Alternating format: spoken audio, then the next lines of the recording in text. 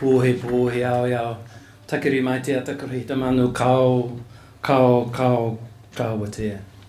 Nā mihi ki a koutou, e nā mana na waka, e nā reo, e nā tangata whina, i nā iwi taranaki, tēnā koutou, te kamātua, tēnā koe, e hoa mā kia ora mai no tēnā koutou, kia ora tata katoa. Thank you for the invitation to speak. I just feel that the tone's going to change slightly in terms of what I've got to say. What we're doing is we've been funded through MBIE to look at what New Zealand looks like in 2036. So I've spoken to some of you before, Peter here and Reed's conference, but I'll be saying some of the same things, but I just wanted to give you a flavour of some of the things that are happening. Let me start. I'm going to disappear off to do yet another media interview because the Labour Party decided to announce its immigration policy. And I'm pretty disappointed, I've got to say. And I think you, as the sector, should be disappointed, and you should be saying that some of your clients and some of the things you do are being undervalued by the Labour Party. Why they should be focusing on bachelor's degrees as the benchmark, I do not know. So, as you can tell, I'm slightly fired up. Duncan Garner and I had a very interesting conversation on television yesterday morning, and he tried to get me to say that the Labour Party were making it all up on the hoof. I wasn't going that far, but I think there are some issues. And let's come back to those. Your country, our country, is changing hugely, and what it looked like in 2010, certainly what it looked like in 2000, what it looked like in 1990, it ain't going to look like in 2020 or 2030. And many of you represent communities and parts of the country that are going to be left behind. And it's interesting for various reasons, and let me try and map out what those reasons are. The first is that very soon 3/4 of New Zealanders will live in the North Island, and very soon 40% of New Zealanders will live in Auckland. And there is a reluctance to try and dampen that growth down and redistribute it. The immigration policy means that Asian communities will soon outnumber Māori. So both of them will be about 800,000. And of course, we are rapidly ageing. We are not the most rapidly ageing of all countries, by the way. Germany and Japan are. And most of those countries in southern Europe are actually losing population. Portugal is expected to go from 10.5 million to about 6.5 million over the next 20 to 30 years. And I can talk to you about that. But Auckland is where the growth is going to be. 60% of the growth over the next 2 decades for New Zealand will occur in Auckland, even if we decide to stop or slow down migration. And that leaves what happens in the rest of New Zealand, and you can see there. And of course, I'm the son of British migrants, or English migrants that came to New Zealand. I'm old New Zealand, I'm a baby boomer. I'm part of the New Zealand that was in the past. But in 2017, and certainly in the 2020s, we're going to see a lot more Asian and to some extent a lot more Pacific peoples. So let me talk to you through the three. This is feeling quite awkward tonight. It's feeling like a sort of first year lecture, but I'm trying to give you a sense of some of the things that are coming along. The first thing is that we anticipate that between 40 and 50% of jobs that exist in 2017 will not exist in 2027. And I'll come back and talk to that. You can see there regional growth and regional decline. We've got some people from the West Coast here, haven't we? Yep. Good on you. The West Coast will be the first region to go into population decline in New Zealand. It already is. Taranaki? Naki? From the Naki? Oh. Taranaki's the first region that has more people over the age of 65 than 0 to 15, and that occurred last year. So there's some quite interesting dynamics, and I'll finish by just talking about generational differences. So let me begin with the the future of work, and where I've come from in terms of work, it will not be like that in the future.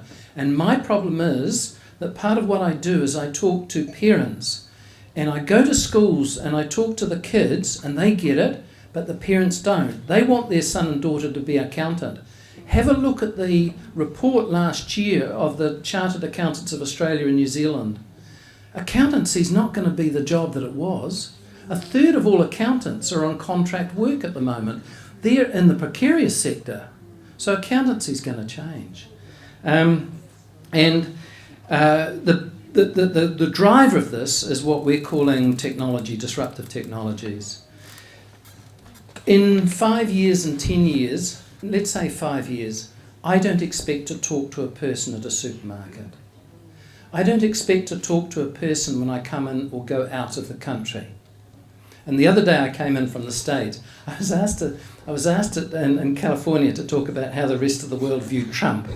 That was quite an interesting experience. But what was interesting coming in the other day, until I got to the guys who do the border security in terms of, have I got anything, plants, I didn't talk to anybody there. It's all machine readable. The interesting one is going to be driverless cars and trucks. Last year I went to Volkswagen, which is in Wolfsburg in Germany, and there's the railway line and then they've got the test track. All of the testing is being done on driverless vehicles. And that is going to have a huge impact. By the way, driverless vehicles are a lot more safer than people driving. Honestly. The Kiwis like to drive. They do like to drive. And it's going to be very interesting because you guys, if you're anything like me, I don't see how it's going to work.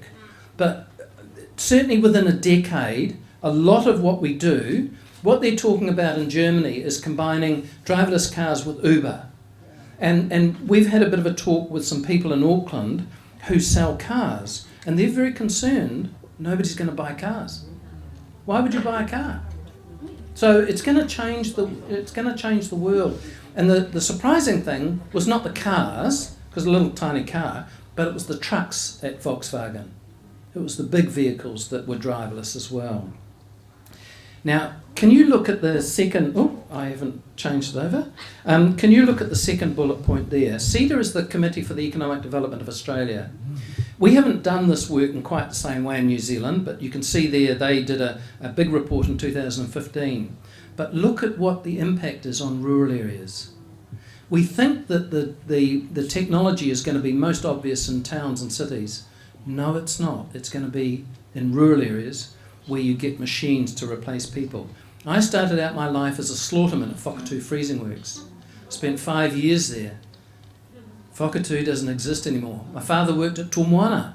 Tōmoana doesn't exist anymore. There were 32,000 workers in the freezing industry in my last year, which is 1979. There's 9,000 left in the freezing industries in New Zealand. And that is going to impact. So the mid-skill jobs are the ones that are going, and the mid-income jobs are the ones that are going. They're going particularly in areas like banking and insurance at the moment. And I've added in there the gig economy. That's where we do various jobs. It's really interesting to look at the stats and see how many people do 2 or 3 or 4 or 5 or 6 paid jobs. It's growing. Can I just give a wee plug for what we're doing? Because we think we're going to have to educate people for a very uncertain future. They're going to have to move around. 40 to 50% of jobs will go, but they'll be replaced, but we don't know by what. And so what we need to do is we need to ensure that our kids are getting trained. So we say the BA, this is the ad bit. But what we've done is we've required all our BA students to do those 5 courses. One of them is about being in Aotearoa at the moment. One of them is about writing. One of them is about critical thinking. One of them is about being a global citizen. And one is about practicing engagement, which means engaged in your own work, but engaged in your communities. So we make sure that all our BA students do those courses, all of them, and they have to pass all of them, by the way, before they graduate with a BA. And it's because of those transferable skills, those soft skills. And I think that's the huge challenge that faces all of us in education at the moment. How do we establish those soft skills in our kids, in our communities? That is our challenge. And for some of you, just getting them up to the start line is a huge issue. But look at those. Those are what employers value at the moment. And I'm talking about universities, but I think it applies to everybody else. The second thing that's happening is that, as I said before, Auckland is where the growth will be, and you can see what's going to happen in that last bullet point over the next 2 decades. When deaths outnumber births, it means not enough kids are being born. So 2 months ago, the government released the figures on fertility. We are sub-replacement. We're not having enough kids born to replace the current population. So immigration is now the major contributor to population growth. And in a lot of the country, TAs are territorial authorities. There are 67 of them in New Zealand, and 47 of them in a decade will have fewer children than they have now. So what's happening is the 0 to 15 population is beginning to contract. The older population is growing. And so all of you are in parts of the country. Katarina's from Ngāti Porou. That coast from Wairoa round to Opotiki is getting older. It's still got a lot of young kids there, but that whole population is now in population decline. In other words, the population is getting smaller. 3 reasons. The first and original one, which is the least important, is contraception. So you have control. The second 2 have to do with women in New Zealand. As soon as you get a degree, and as soon as you get a postgraduate degree, somebody with a postgraduate degree is 50%, there's a 50% chance that you won't have a kid. So higher education, no kids. But the other more important reason is that you've got to trade off kids. They've just done a big survey in the UK that shows that raising a kid to age 21 is costs £227,000, which would be in New Zealand terms almost double that, almost $500,000. And I think a lot of people are making the trade-off. So very soon, the most common family will be 2 partners and 1 child. And then the second group will be childless families. And that's true right around the world. So those are the reasons. The areas where there is higher fertility is Northland and South Auckland. Those are the 2. Once you come into Wellington here, the Kapiti Coast has got the lowest fertility of anywhere in New Zealand. And can I just say, 2.1 births, 2.1, it sounds a bit odd, is the births per woman required to replace a population. And the 0.0 is because of mortality, infant mortality. Germany and Japan are in serious decline. If you wondered why Angela Merkel took 800,000 refugees a couple of years ago, the problem is there's nobody left to work in Germany. They're all old people who are no longer in the workforce. So the problem with your argument is that you need successive generations to look after the young and the old. So Hawke's Bay, Hastings and Napier are doing okay. Wairoa, Waipawa, Waipukurau, there's 2 things you notice. One is that you lose young adults. People in their 18 to mid-20s go and they don't come back. I'm an example of that. So you've got that bite out of it, and locals in Hawke's Bay struggle to get people to work in their businesses. That's the big problem. The second issue is that a majority of the population, particularly in places like Wairoa and Waipukurau, are people who have exited the workforce and are older. So it's who wipes my chin syndrome. Who looks after me in those communities? And so it's an issue now, but certainly within the next decade, it'll be a huge issue. And what are we going to do to help those communities grow, I think, is one of the big policy questions that we've got. This is the map that shows what New Zealand looks like in 2031. If you focus on the right hand, the red areas are where more than 30% of the population are aged over 65. The pink areas are where between a quarter and 30% of the population are aged over 65. We've never experienced this before, where around a quarter or a third of our population locally will be aged over 65.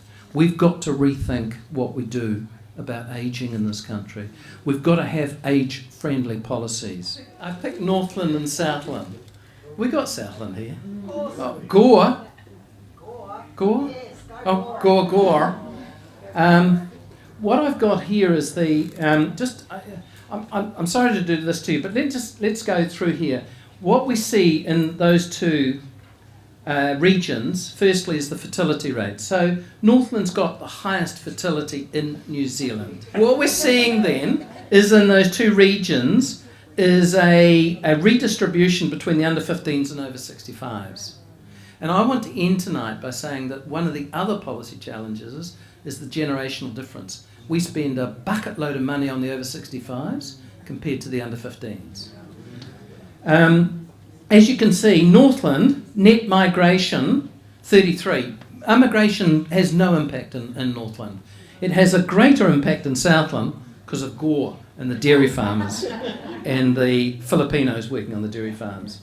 You can see what is happening there is the structure changes, the proportion who are Māori begins to grow.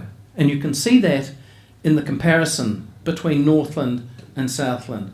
Māori in Northland will keep growing to make up over 40% of the population, of the total population. Asian, negligible. So, again, not the immigrants. But look at the socioeconomic. I've just pulled these stats off for you guys. But look at the jobless numbers. Northland is a real issue. And when you add those three up, the jobless, the benefit dependents, and the NEETs. Now, the NEETs is one of those areas. We've got 91,000 young adults who are NEETs, not in education, employment, and training. Those NEET figures come from where? They come. That's a very interesting question. I've got these from the MBIE website. Yeah, they've got figures on there. Yeah. Yeah, it does.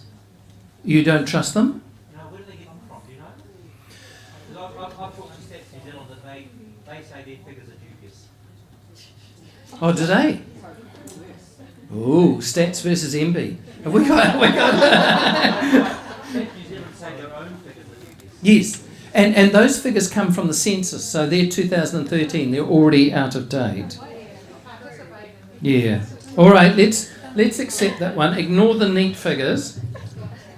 And then look at the apprehension. I've just picked out two offending figures here. The apprehension for 17 to 20-year-olds per 1,000. So New Zealand is 122. In Northland, it's 168. It's too high. And then the illicit drug offences per 10,000. Now let's come to the question of growth, because immigration is one of those big changes, and we need to have a debate, going to the guy at the back of the room, about the numbers. So during the GFC, we saw people leave New Zealand much more than came to New Zealand. Remember in 2012, 54,000 New Zealanders went to live in Australia permanently. So what's happened is 2012, 2013, and then in the last 3 years, immigration, people have poured into New Zealand. Now, I'm going to talk about Asians in a moment, but in fact, the largest group coming to New Zealand are from the UK. The second largest group are from Germany. The next groups come from Australia and the USA and France. So when we talk about the workers, the skilled workers, they come from those. There's a lot of misinformation out there, and I'll get a bit more political in a moment, but the net gain is 71,300. Our long-term net gain is about 12,000 migrants per year. And so 71,000 is huge. We've never seen anything like that before. 57,000 of them go to Auckland. North Island gets 87,000, including those 57,000. The South Island gets 21,000. So for every migrant that goes to Christchurch, which is number 2 for a migrant destination in New Zealand, 5 go to Auckland. So it's very, very focused on Auckland. So the first question I would ask you as members of communities, why don't we distribute those migrants around? Why don't they go to other parts of New Zealand? I think it's jobs driven in part, but the other thing is, of course, the push factors. So the push factors are, what's happened since the last year was Trump and Brexit. In both of those countries, we've seen a quadrupling of the numbers of people coming to New Zealand. So the 2 big climbers in the last 5 months have been the migrants coming from the UK and from the USA. We normally get about 3,000 inquiries per month from the USA in terms of people, I'll come to you in a second, of people wanting to come to New Zealand. In the 48 hours after Trump was confirmed as president, we got 10,000 in 2 days. And so the permanent and long terms are people who are staying permanently. So what I haven't put up there are the temporary migrants. So the Prime Minister in his wisdom decided to give 5,000 South Island Filipino workers permanent residence, but in fact many of them are temporary. So some of you will know that I've got an orchard in Hawke's Bay, and we don't have any New Zealanders working on that orchard through the high period because we've got some significant issues of getting apples off the orchard on the sort of week that we need to. And there are issues around that. When people come to New Zealand, they need to have approval to stay here. So we've got various temporary visa categories, and then we've got the permanents. And so we get the figures from those people who've been granted residency in New Zealand and who've arrived here. Yeah, they're reasonably accurate actually, and there's some category jumping. The largest group that are incoming are the people who come under skilled migrant visa categories. So we've got a very unusual migration system. We've got what's called a pick and choose system, and that is we have points which are allocated for what they're going to contribute. So they get points for their age. So certain ages, once you're 45, you get fewer points. For their skills, for their experience, for their qualifications, and then for their job offer. And those sort of 5 are the big 5. There are others, so you can get points for going to places other than Auckland. So if you take the New Zealanders out of the arriving migrants, 60% of the people we approve come as skilled migrants. That's the biggest category by far. The second biggest category is family reunification, and a tiny, tiny bit are refugees. So that's how we pick our migrants these days. We don't mind where they come from, although they do need some English language competency. With the numbers who are on shore and with what's happened over the last 2 decades, what's really interesting is looking at the growth of the Asian population. So at the last census in 2013, 12% of New Zealanders were Asian. In 2 decades, it will be 22% of New Zealanders will be Asian. And at that point, those Asian communities will be larger than the Māori community. And that's one of our interesting challenges. And I didn't turn my phone off. And as you can see, they, like other immigrants, are tending to go to Auckland, Canterbury, Bay of Plenty, Waikato, and Wellington. So we are one of the few countries that is called super diverse. Auckland is the 4th most diverse city in the world. Brussels, Dubai, Toronto, Auckland. No Australian city comes even close.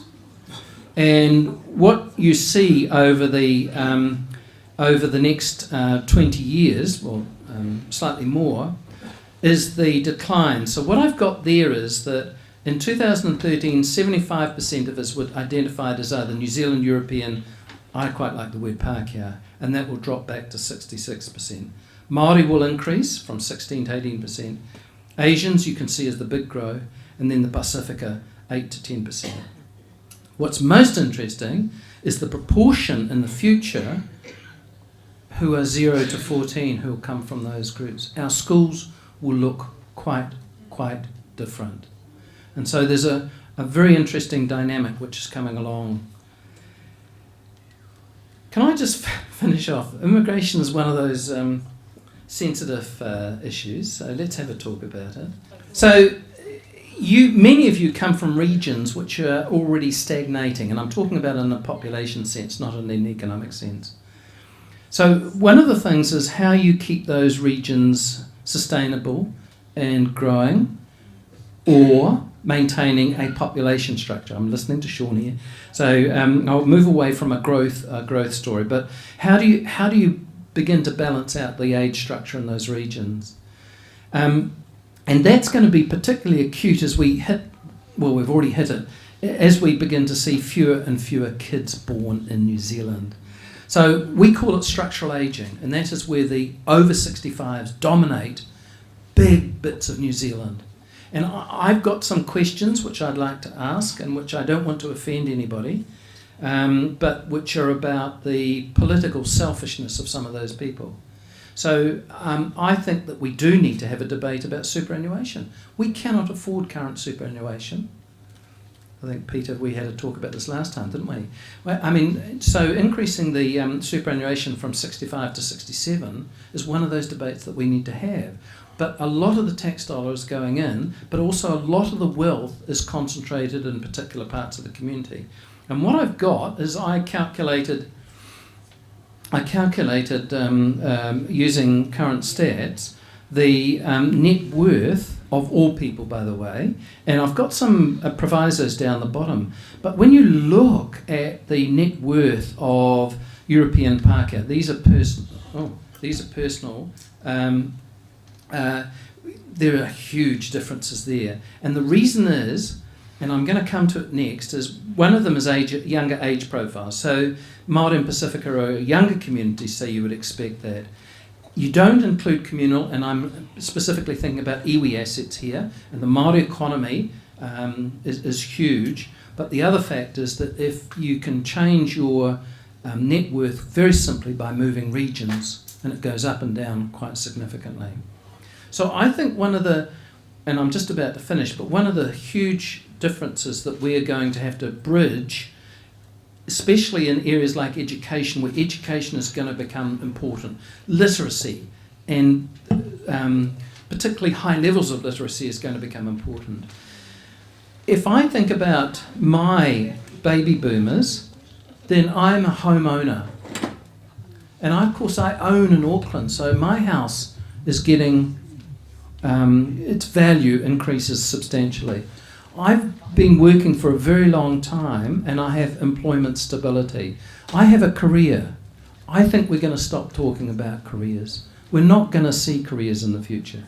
The state has paid for me. It's paid for a lot of things. When I was at university, at the end of my being a slaughterman at Whakatū, and I was at university, what I earned at Whakatū was completely irrelevant to what I was doing at a university, because the government paid my fees, they paid me a scholarship. I didn't need what I earned at Whakatū. And that's been applied throughout our lives. And of course I come from parents who had state housing. So they had access to state housing. I must say that I'm a generation which is facing redundancy because my skills are no longer needed in the labour market. And I think one of the issues here is that older males in particular, to some extent older females, have got skills that are not required in the labour market, and you can see that in terms of what's happening. But when you come across to the 0 to 15s, or in fact any younger generation, I mean, their work futures are going to be very, very uncertain at this future. Their housing, access to the housing market, and the 91,000 who are NEET, not in education, employment and training. The intergenerational transfer used to occur when I worked and paid my taxes so that I could pay, the state could look after my parents, dementia care, hospital care, a superannuation.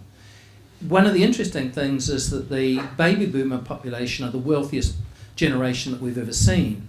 So the question for me, going back to my point earlier, is how much they're prepared to transfer their wealth to other generations. So that one of the biggest transfers will occur, if I die, then my kids would inherit my Auckland home, and that is a transfer of wealth.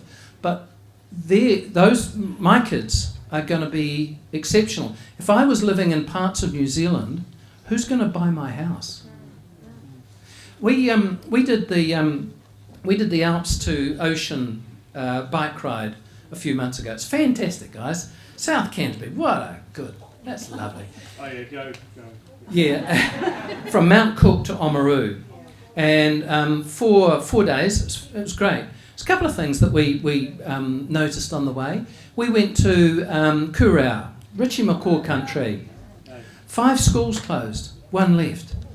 5 primary schools closed in that district in the last 20 years. There's only 1 school left. No kids. No kids. Second thing was, we did not encounter New Zealanders.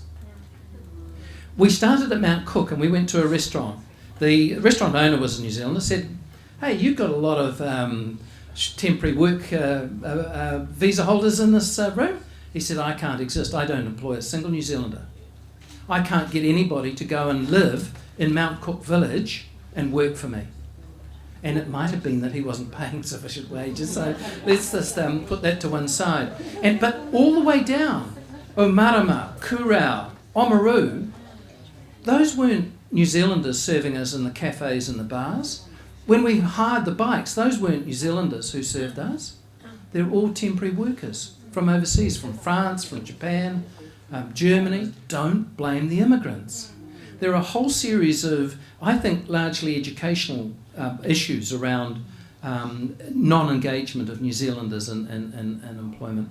And it goes back to the 1980s when the Labour government made those changes, and they were confirmed by the changes in the 90s. So there was a whole, let me get this right, 1 out of every 4 Māori who were employed in 87 had lost their jobs by 89. Railways, army, all of those big state enterprises went. And by the way, they, of course, trained a lot of New Zealanders as well. And we've never, ever recovered from that. And what we've got to do is get a very different model. Sorry, I'm sounding on my side. We've got to get a very different model of education in New Zealand. And it's got to deal with disengagement of youth. And it's got to deal with engagement. In response to the fertility question, why do we force our young adults who've established a partnership to pick between buying a house and a job and kids? That's a nonsense, and we've got to do what the Scandinavians do, which say that it's got to be almost a neutral choice, and that you get provisions. We've got to think about older people more, because I think I do not understand why we build retirement homes that are separate from our community. Why do we segregate old people in this community? If you were in the Netherlands, if you were building a retirement home, you would have to put an educational facility as part of it. It could be an early childhood, it could be a primary school. But you've got to mix the generations up, and you've got to make sure that those communities have got access to normal social functions in the community. We are not an age-friendly society at the moment. Can I think we've got some big, meaty questions given these changes. And I think we can change some of the policy settings. Auckland needn't be the place where 60% of our future population grow. We can change that. We can change that quite easily. We might not want as many immigrants, and we might want to say, well, they ought to go somewhere else. These are all things that we have control over. The more interesting one is, what are we going to become as a country? How do we want to structure our country, and how do we want to think of ourselves as New Zealanders? Because the New Zealand I grew up in isn't coming back. No, and we had a session last week in Auckland, and Precious Planck represented Ngāti Whātua, and she made exactly that point. And one of the immigrants who was speaking along with myself and Precious said, "When do I stop becoming an immigrant?" She speaks exactly like me. We have a very old-fashioned educational model, whichever bit you're looking at, And that's that's the point that I was making before about our BA. How do we change that model and make it suitable for a 21st century young adult or anybody else? Remember, a lot of our student is an older student, distance student. What frustrates me is that what's happening in New Zealand, the sort of things I've talked about tonight, are transformative. This is New Zealand. Some of these we can change, many of them we can't, and so we've got to get with the program. And I struggle to think where we have these courageous conversations, where we have honest conversations. I don't mind Sean challenging me tonight, because these are all issues that we've got to have a stake in, that we've got to have a discussion about.